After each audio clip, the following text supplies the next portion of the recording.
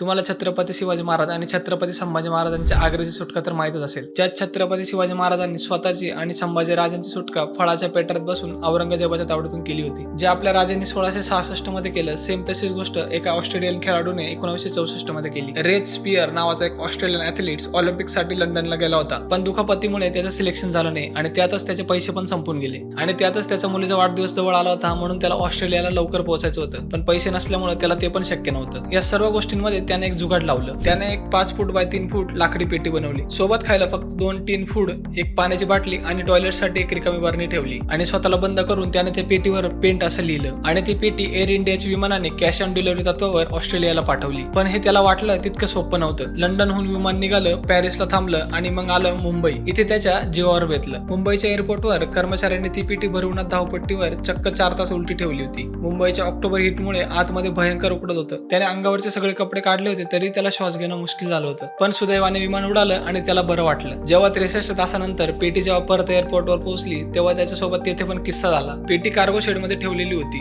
रात्री जेव्हा तिथे कोणीच नव्हतं, तेव्हा रेजने आतून पेटी तोडली आणि तो बाहेर आला. गंमत म्हणजे बाजूच्याच एका क्रेटमध्ये त्याला एक बियर सापडली. त्याने निवांत एक बियर मारली, कपडे घातले आणि एअरपोर्टवरून एन्जॉय मध्ये घरी पोहोचला. पण प्रश्न असा की तू जर घरी पोहोचला तर या गोष्टी बाहेर आल्या कशा? तर तो लंडन मधल्या मित्राला पोहोचल्याचा निरोप द्यायला विसरला. मित्राला वाटलं रेज पेटीतच मेला आणि त्याने घाबरून मीडियाला सांगितलं आणि तेव्हाच जगाला कळलं की एका माणसाने स्वतःला कुरिअर केलं होतं. आणि एअर इंडियाला हे जेव्हा कळलं, तेव्हा त्याच्यावर त्यांनी केस करण्याऐवजी त्याच्या धाडसाचं कौतुक केलं आणि त्याचे डिलिव्हरी चार्जेसही माफ केले. तर तुम्हाला रेज स्पियरच्या धाडसाबद्दल काय वाटतं? आम्हाला कमेंटमध्ये नक्की सांगा आणि अशाच बनणाऱ्या गोष्टी मराठीतून जाणून घेण्यासाठी आमच्या चॅनलला सबस्क्राईब आणि फॉलो करायला विसरू नका.